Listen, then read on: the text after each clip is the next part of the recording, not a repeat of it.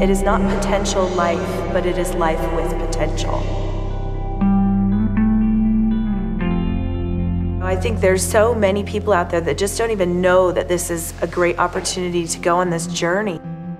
There are just so many couples that just don't know what to do with their embryos, and they have many frozen, and if they don't do something, they're going to stay frozen forever. We went through the process and it moved so quickly. I mean, it was like all these gears just fit together amazingly. I almost kind of have to just give it up and trust in God that it's going to be the right decision. You know, just knowing that I had life growing inside her was just a miracle.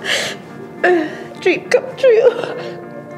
All of these children are God's children. None of them belong to me. God puts them in our care so that we take care of them. And these children get to experience the love and the support and the hopes and dreams of more people than they would have otherwise. I didn't realize how much of a blessing it would be for me to be able to give something away that is the ultimate thing to give. They've touched so many lives that they don't even know that they've touched, and I just think they're amazing.